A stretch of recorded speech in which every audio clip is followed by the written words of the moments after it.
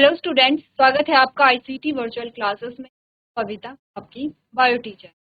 करती हूँ आप सभी अच्छे होंगे और क्लास कंटिन्यू करेंगे अपना चैप्टर जिसमें हम पढ़ रहे हैं रेस्पिरेशन इन प्लांट्स में कैसे होता है। जो बेसिक सी चीजें हैं वो हमने प्रीवियस लेक्चर में डिस्कस की हैं और हमने जाना है कि रेस्पिरेशन जो हो रहा है वो किस प्रकार से हो।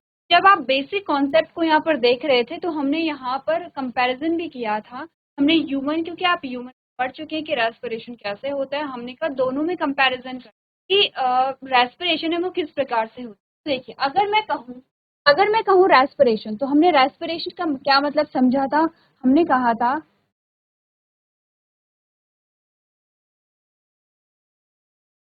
Break down of glucose. क्या हम ये कह सकते हैं break down of glucose?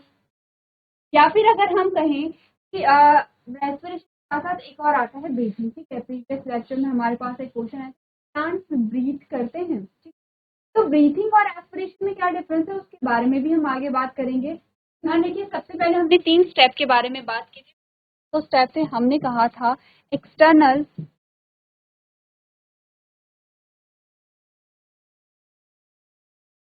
Respiration, जिसे बाह्य निषेचन कहा था।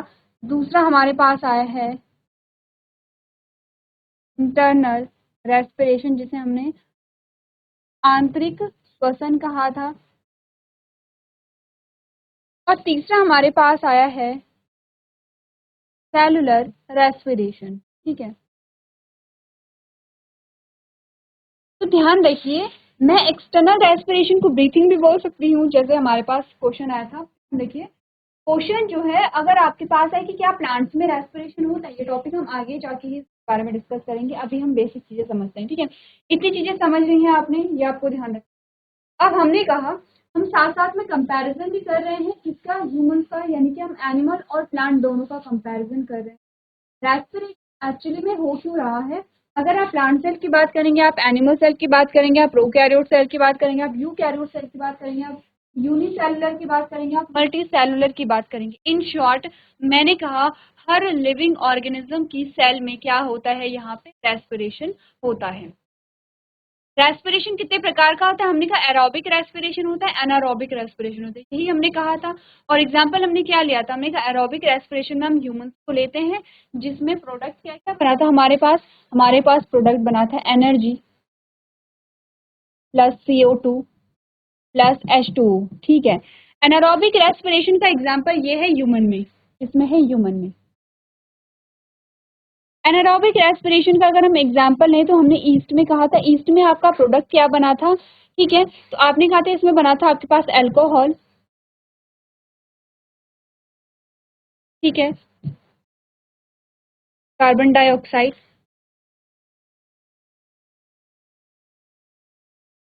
इस प्रकार से हमारे पास क्या आए थे, यहाँ पे प्रोडक्ट आए थे। ठीक है, इस प्रकार से हमारे पास प्रोडक्ट आए थे। तो इन शॉर्ट आपको ये समझने की जरूरत है कि रेस्पिरेशन चाहे किसी भी प्रकार के सेल में हो रही हो। अब जैसे हमने अलग अलग प्रकार के जीव पढ़े, हमने कहा था प्रोकैरियोट होते हैं और यूकैरियोट होते हैं। तो आपको पता है, अगर हम बात करेंगे प्रोकैरियोट की तो हम बैक्टीरियल सेल की बात करते हैं। हम कह रहे हैं यूकैरियोट, तो आपने कहा उसके बाद आपके पास जो फंगल सेल आती है या प्लांट सेल आती है या एनिमल सेल आती है। ठीक है, या फिर आपके पास प्रोटोजोन्स आते हैं, ये आपके पास क्या आते हैं? यूकैरियोटिक सेल होते हैं। सब में क्या है, यहाँ पे रेस्पिरेशन हो रही है, क्योंकि सब में एक चीज पाई जा रही है, वो है ग्लूकोज का ब्रेकडाउन। क्योंकि हमने कहा अगर हम इस सारी बात को बहुत सिंपल वे में ले तो हमने कहा क्योंकि सभी को एनर्जी की रिक्वायरमेंट है, क्योंकि सभी को एनर्जी ग्लूकोज से मिलेगी। ठीक है, तो इसीलिए सभी के सेल में क्या हो रहा है? रेस्पिरेशन। एक बेसिक सा क्वेश्चन आपसे पूछते हैं, क्योंकि आपने यहाँ पर देखा है ओरिजिन ऑफ लाइफ, आप आगे भी पढ़ेंगे और आपने एक हल्का सा आइडिया भी लिया होगा। अगर मैं आपसे कहूँ जो रेस्पिरेशन है यहाँ पे, अब रेस्पिरेशन को आप देखेंगे जब हम प्लांट्स में पढ़ रहे हैं तो 2 पार्ट में आप यहाँ पे डिवाइड करते हैं, अलग अलग स्टेप में आप यहाँ पे डिवाइड करते हैं। वहाँ पर आपके पास एक क्वेश्चन आता है कि बताइए पहले क्या हुआ होगा, पहले फोटोसिंथेसिस हुई होगी या पहले रेस्पिरेशन हुआ होगा? आपके पास क्वेश्चन क्या आता है, जब हम ओरिजिन ऑफ लाइफ पे जाते हैं, यानी कि जब जीवन का उद्भव हुआ होगा, तो इतना तो हम समझते हैं, हमने क्लासिफिकेशन जो क्लास है वहां पर भी देखा है आपने, क्लासिफिकेशन आप यहाँ पढ़ चुके हैं।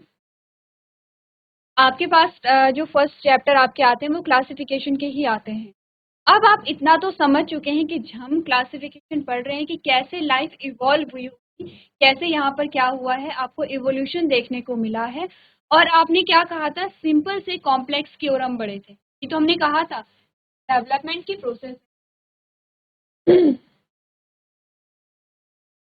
सिंपल से कॉम्प्लेक्स है। चाहे आप क्लासिफिकेशन की बात करें या आप ह्यूमन को देखते हैं, हमने कहा कि जब भी कोई न्यूबॉर्न होता है नहीं है वो तुरंत ही दौड़ना शुरू कर देता है। वो पहले अपने हाथ पैरों को यहाँ पर क्या करता है, मूव करता है, ठीक है। उसके बाद वो क्या करता है, अपने घुटनों के सहारे वो यहाँ पर थोड़ा सा अब चलने लगता है, घुटनों के सहारे चलेगा, अभी पूरे पैरों के सहारे नहीं चलता है। तो वो चलने से पहले वो पहले क्या करेगा, रेंगने लगेगा, ठीक है, रेंगता है बच्चा, ठीक है। फिर वो क्या करेगा, घुटनों के बल चलेगा यहाँ पे, धीरे धीरे वो खड़ा होना सीखता है और अब वो फाइनली चलना सीख रहा है। आपने कहा कि सिंपल से कॉम्प्लेक्स एक प्रोसेस है, स्टेप वाइज प्रोसेस है, ऐसा नहीं कि तुरंत वो चीज हो गई है, तुरंत उसने चलना नहीं सीखा, ठीक है। वैसे ही हमने कहा लाइफ भी तो ऐसे इवॉल्व हुई है। आपने 5 किंगडम पढ़े हैं जिसमें आपने मोनेरा, प्रोटिस्टा, फंजाई, प्लांटी और एनिमिलिया पढ़ा है। प्लांटी और एनिमिलिया को आपने बहुत डिटेल में समझा है। हमने जब प्लांटी की बात की थी, कहा था हेलोफाइटा से शुरू होकर के एंजियोस्पर्म तक आपने पूरे ग्रुप्स पढ़े हैं, ठीक है। इसके बीच में थैलोफाइटा, ब्रायोफाइटा, टाइडोफाइट, लास्ट आता है एंजियोस्पर्म। आपने कहा डेवलपमेंटल प्रोसेस आपने पढ़ी, आपने कहा सबसे सिंपल जो ग्रुप है प्लांटी का, किंगडम प्लांटी का, वो थैलोफाइटा था, ठीक है। और सबसे एडवांस जो ग्रुप है वो क्या है, यहाँ पे एंजियोस्पर्म है। हाँ नहीं अभी अगर हम एनिमल की बात करते हैं तो हमने कहा सबसे ग्रुप था वो आपने पॉरीफेरा पढ़ा था, और सबसे एडवांस जो था आपने कॉर्डेट्स पढ़े थे। तो आपने क्या कहा, इनके बीच में आपके बहुत सारे फाइलम आते हैं, इनके बीच में आपके बहुत सारे ग्रुप्स आते हैं। तो हमने कहा कि आप सिंपलर से अब क्या करें हैं, ये सिंपल है और ये क्या है, कॉम्प्लेक्स है। तो हमने कहा कि आप सिंपल से की ओर बढ़ रहे हैं यहाँ। तो वैसे ही लाइफ भी ओरिजिनेट हुई है सिंपल से कॉम्प्लेक्स की ओर। तो हमने कहा कि क्या हुआ था पहले, थोड़ा सा एक छोटा सा आइडिया ले लेते हैं, क्योंकि आपसे ये क्वेश्चन पूछा जा सकता है कि पहले रेस्पिरेशन हुआ है। जो प्रिमिटिव हम बात कर रहे हैं, जब लाइफ इवॉल्व हुई होगी और हम प्रिमिटिव टाइम की बात कर रहे हैं, तब आपसे पूछा जा सकता है कि पहले रेस्पिरेशन हुआ होगा या पहले फोटोसिंथेसिस हुई होगी।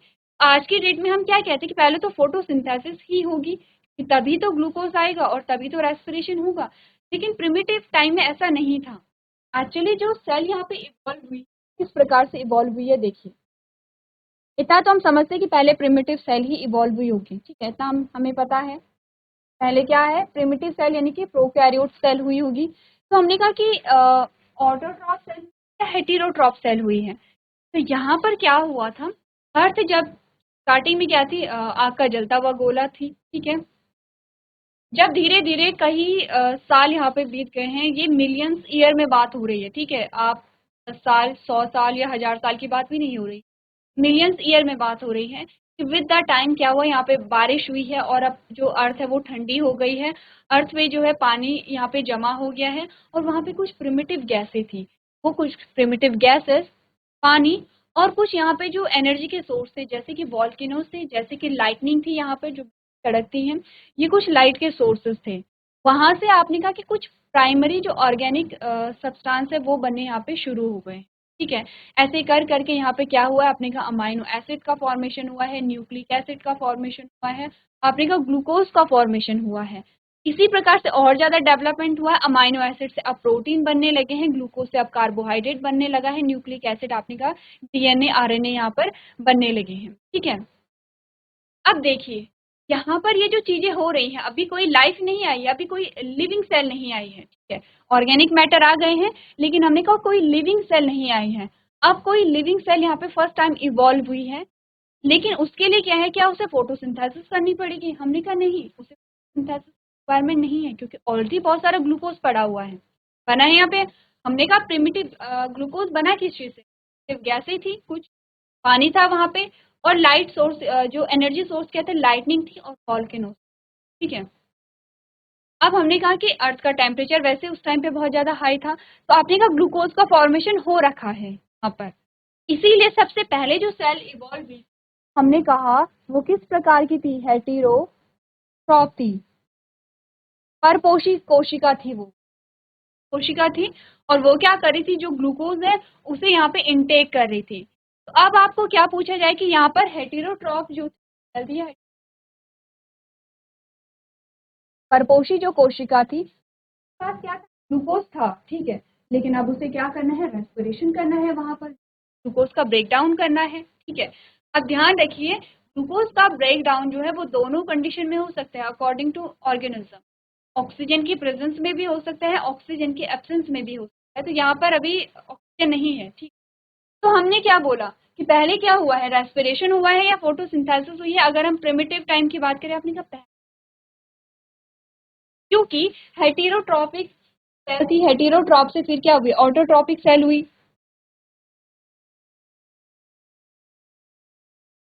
क्यों ऐसा हुआ है ये आप तब पढ़ेंगे जब आप पढ़ेंगे ओरिजिन, बात करेंगे अब आप इस चीज।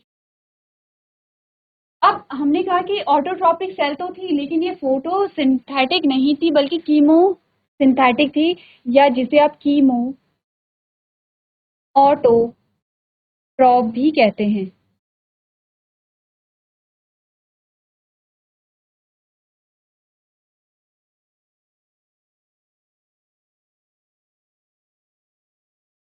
कीमो ऑटोट्रॉप कहते हैं, ठीक है। उसके बाद क्या हुआ, उसके बाद आपने कहा फोटोसिंथेटिक या फोटो ऑटोट्रॉप सेल बनी, फोटो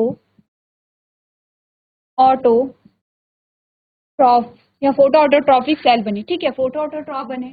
फोटो ऑटोट्रॉप कैसे थे, ये ऑक्सीजन रिलीज नहीं करते थे, डिड नॉट रिलीज ऑक्सीजन, यहाँ पर ऑक्सीजन जो है वो रिलीज नहीं होती थी। उसके बाद आपने कहा ऑक्सीजन रिलीजिंग फोटो ऑटोट्रॉप बने यहाँ पर, क्लियर है, ऑक्सीजन रिलीजिंग फोटो ऑटोट्रॉप। अब आपने कहा जब फोटो ऑटोट्रॉप आए हैं तब हम कह सकते हैं कि यहाँ पर क्या हुआ है, पहले फोटोसिंथेसिस है फिर रेस्पिरेशन हुआ है। अगर प्रिमिटिव टाइम की बात करें, प्रिमिटिव टाइम में हमने कहा क्या हुआ है, फोटोसिंथेसिस यहाँ पे हो ही नहीं रही है, यहाँ पर अभी फोटोसिंथेसिस हुई ही नहीं है, यहाँ पर सीधे क्या हो रहा है, रेस्पिरेशन हो रहा है। अब ऐसा क्यों हुआ कि जब यहाँ पे ऑटोट्रॉपिक सेल का फॉर्मेशन हो, क्योंकि आपने कहा एक टाइम के बाद ग्लूकोज जो है वो खत्म तो होगा ही, ऐसा तो नहीं है कि ग्लूकोज है उतना ही बना रहेगा, कि हमने कहा धीरे धीरे नंबर ऑफ सेल क्या हो रहे हैं, इंक्रीज हो रहे हैं, और जितनी ज्यादा सेल होंगी वो उतनी ज्यादा ग्लूकोज करेंगे, तो धीरे ग्लूकोज कम हो गया होगा, फिर फोटो ऑटोट्रॉपिक सेल बनी होंगी, फिर क्या होंगी, फोटो ऑटोट्रॉपिक सेल प्रकार की थी, आपने कहा ऑटोट्रॉपिक सेल किस प्रकार की थी, कीमो ऑटोट्रॉप थी, कीमो ऑटोट्रॉप से फोटो ऑटोट्रॉप बने हैं। तो ये क्या है, एक इवोल्यूशन का प्रोसेस है जो हमारा अभी टॉपिक नहीं है।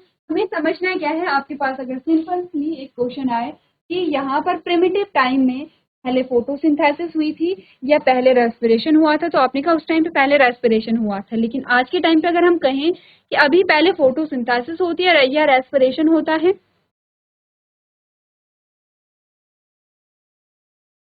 आपने कहा पहले क्या होगी, यहाँ पे फोटोसिंथेसिस होगी। ध्यान रखिए हम किसकी बात कर रहे हैं, यहाँ पे ऑटोट्रॉपिक सेल की बात कर रहे हैं, ठीक है, या हम प्लांट्स की बात कर रहे हैं, इतनी बात क्लियर है। अब कुछ चीजें हमने यहाँ पे की हैं, देख लेते हैं। सबसे पहले आपने देखा है कि हम क्या क्या यहाँ पे पढ़ने वाले हैं। आपने कहा यहाँ पर क्या है, बहुत सारे रेस्पिरेटरी इंटरमीडिएट्स यहाँ पे इन्वॉल्व होते हैं, ठीक है, जो कि रेस्पिरेशन में इन्वॉल्व होंगे। जैसे कुछ एग्जांपल दिए गए हैं, acetyl coenzyme A is used to synthesise a fatty acid and a gibberellic acid, succinyl coenzyme is used to synthesise chlorophyll, phytochrome and a cytochrome and oxaloacetic acid and alpha ketoglutric acid are used to synthesize amino acids such as aspartic acid, glutamic acid, etc. तो यहाँ पे कुछ example आपको दिए गए हैं कि किस प्रकार से जो यहाँ पर इंटरमीडिएट्स हैं वो किसी चीज के प्रोडक्शन में इन्वॉल्व होते हैं, ठीक है। आगे बात करते हैं, हमने कल बात की थी रेस्पिरेटरी, क्या होते हैं रेस्पिरेटरी सबस्ट्रेट, वो सबस्ट्रेट जिनका यूज हम रेस्पिरेशन में करते हैं और जिनसे एनर्जी यहाँ पर रिलीज होती है। तो आपने कहा सबस्ट्रेट कौन कौन से हमने यहाँ पर देखे थे, हमने यहाँ पे कार्बोहाइड्रेट आए थे, प्रोटीन और फैट हमारे पास आए थे, ठीक है। पढ़ लेते हैं। रेस्पिरेटरी सबस्ट्रेट में अपने का respiratory substrate are created during a respiration following the oxidation of a organic are distinguished based on the kinds of substrate used। ठीक है, ये आपने पढ़ा था फ्लोटिंग और प्रोटोप्लाज्मिक रेस्पिरेशन। ठीक है, चलिए अब हमारे पास क्वेश्चन क्या आया था, यहाँ पे सबस्ट्रेट के बारे में आगे भी और बात करेंगे थोड़ा सा। पहले बात करते कि आप प्लांट ब्रीथ करते हैं, तो मैंने कहा कल हमने बोला था कि प्लांट में क्या होता है, रेस्पिरेशन होता है, लेकिन दो अलग अलग चीजें। यहाँ पर हमने क्या किया है, दोनों को यहाँ पे क्लासिफाई नहीं किया है या फिर दोनों को हमने डिफ्रेंशिएट नहीं किया है, दोनों में डिफरेंस। हमने सिंपल कहा था प्रीवियस लेक्चर में कि रेस्पिरेशन होता है प्लांट्स में, लेकिन हमने ये नहीं कहा था कि ब्रीथिंग और रेस्पिरेशन दो अलग अलग चीजें। पहले हमारे पास आता है ब्रीथिंग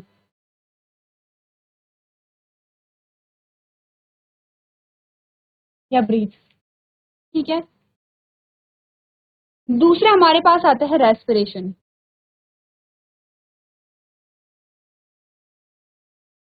ठीक है। और तीसरा हमारे पास आता है गैस एक्सचेंज।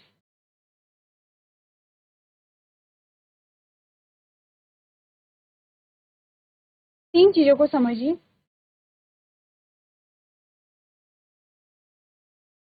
ठीक है।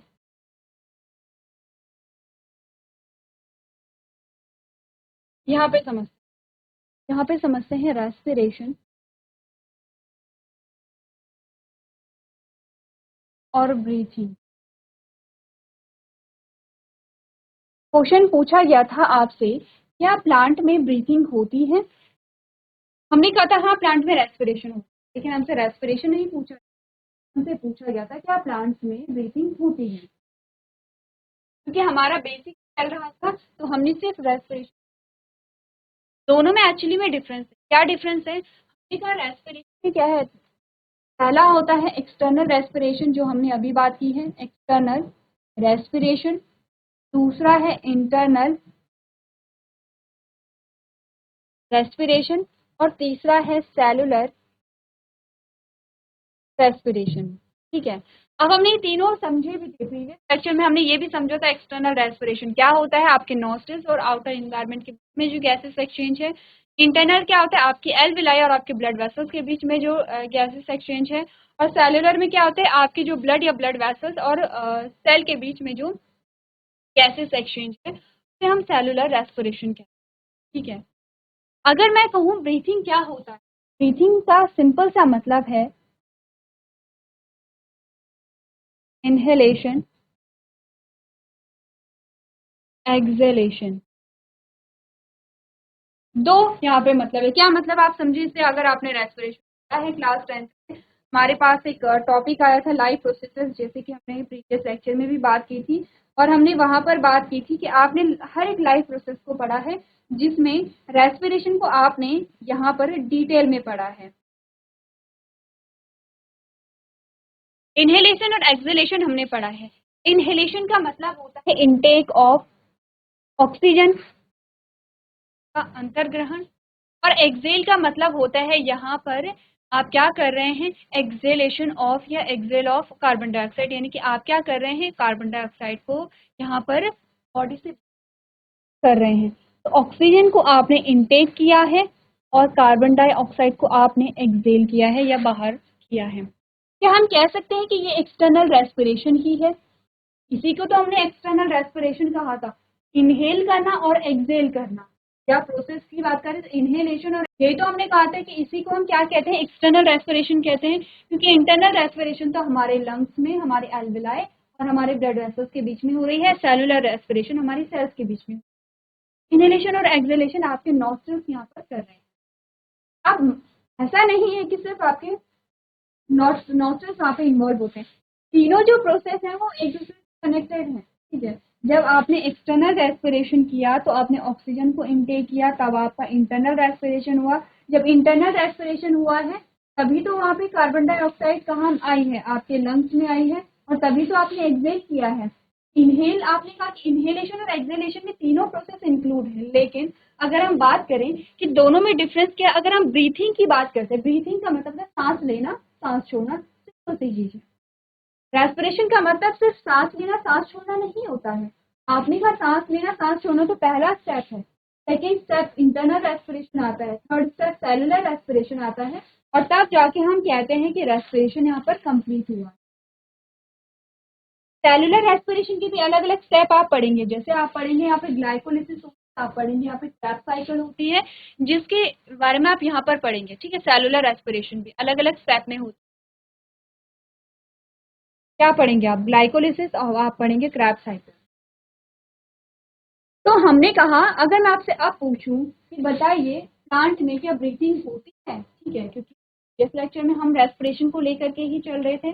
अगर मैं आपसे कहूँ कि बताइए प्लांट्स में ब्रीथिंग होती है या नहीं होती है, तो आपका आंसर क्या होगा?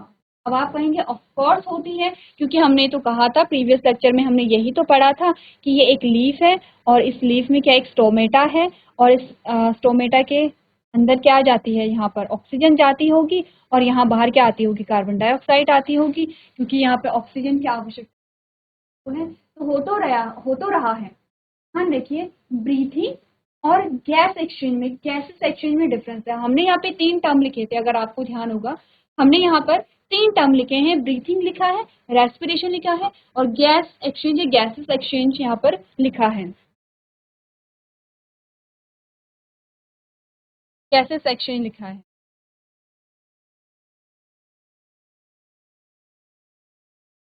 तो मैंने कहा ये गैसेस एक्सचेंज है।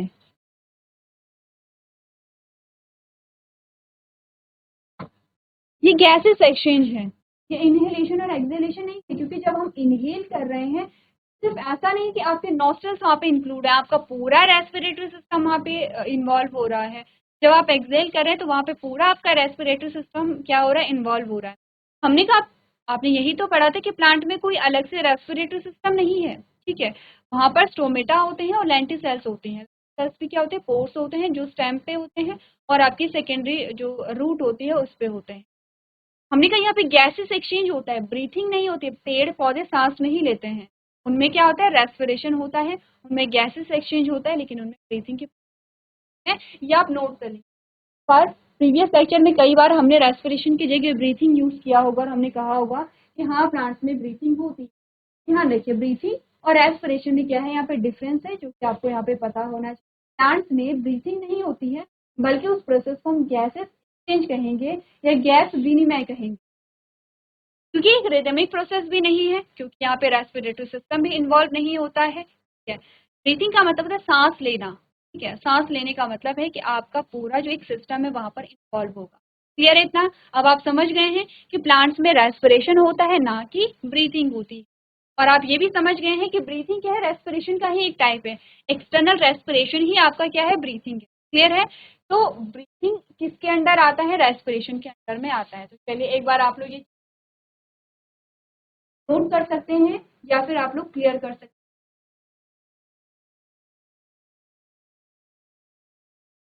चलिए अब बात करते हैं कुछ फीचर्स के बारे में रेस्पिरेशन। हम जो रेस्पिरेशन पढ़ेंगे वो किस टाइप का रेस्पिरेशन पढ़ेंगे?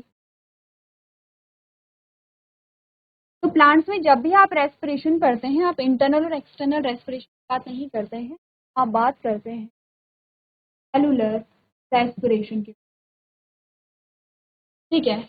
आप बात करते हैं सेलुलर रेस्पिरेशन के बारे में। प्लांट्स में क्या होता है? सेलुलर रेस्पिरेशन होता है, यही हम पढ़ेंगे। कुछ फीचर्स की अगर हम बात करें तो हमने कहा ऑक्सीडेटिव प्रोसेस है, ठीक है, ऑक्सीडेशन यहाँ पर हो रहा है, ठीक है, ऑक्सीडेशन होता है। दूसरा, स्टेप्स इन्वॉल्व होते हैं, कितने स्टेप्स होते हैं? 10 स्टेप्स होते हैं। तीसरा, एंजाइम यहाँ पे इन्वॉल्व होते हैं, कितने एंजाइम होते हैं? 10 एंजाइम यूज होते हैं। उसके बाद आपने कहा यहाँ पर जो एटीपी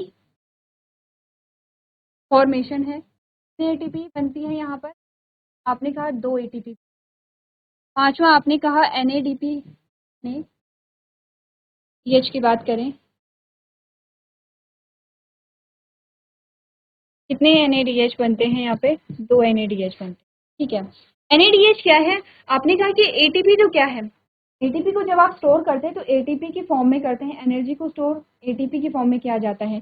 एनएडीएच क्या है, आपने कहा कि अभी ये क्या है, डायरेक्ट फॉर्मेशन ऑफ, ये क्या है, एनर्जी, क्योंकि ये क्या करेगा, एनर्जी का फॉर्मेशन करेगा। ठीक है, चलिए, तो यहाँ पर हमने बात की सेलुलर एस्पिरेशन में कुछ हम इस प्रकार से स्टेप्स पढ़ेंगे।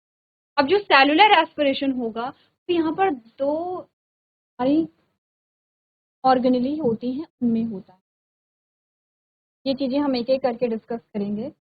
इम्पॉर्टेंट चीज़ ये है कि जो हम प्लांट्स में रेस्पिरेशन पढ़ेंगे वो यहाँ पर दो ऑर्गेनेलिज में कंप्लीट होता है। वो कौन कौन सी होती हैं, हमने कहा वो होगा साइटोप्लाज्म में और दूसरा होता है माइटोकॉन्ड्रिया में।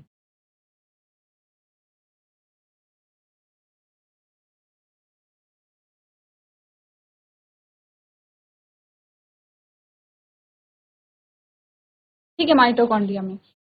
अब यहाँ पर हम कह सकते हैं कि जो ग्लूकोज है वो पायरुवेट में कन्वर्ट कहाँ होता है, ग्लूकोज टू पायरुवेट कहाँ पर कन्वर्ट होगा, यहाँ पे साइटोप्लाज्म में। और पायरुवेट से जो आगे साइकिल चलेगी जिसे आप कहते हैं कि एटीपी का फॉर्मेशन हुआ है यहाँ पर, वो चलेगा माइटोकॉन्ड्रिया में। इसमें भी कुछ हमारे पास क्या आते हैं, तो मैं आपसे पूछूं, जो हर प्रकार के जो सेल है, हर टाइप के जो सेल है, क्या सभी में इसी प्रकार से होता है या फिर अलग अलग यहाँ पर क्या है जो अंतर आता है, इसके बारे में कुछ क्वेश्चंस हम यहाँ पर देखेंगे। आपको करना क्या है, हमने रेस्पिरेशन को स्टार्ट कर लिया है, हम यहाँ से बात करेंगे सेलुलर रेस्पिरेशन से। साइटोप्लाज्म में रेस्पिरेशन किस टाइप से होता है और माइटोकॉन्ड्रिया में किस टाइप के बारे में हम बात करेंगे। आप लोग ये जो टॉपिक है वो घर पढ़ करके लेके आए। तो आज के सेशन में हम इतना ही करेंगे।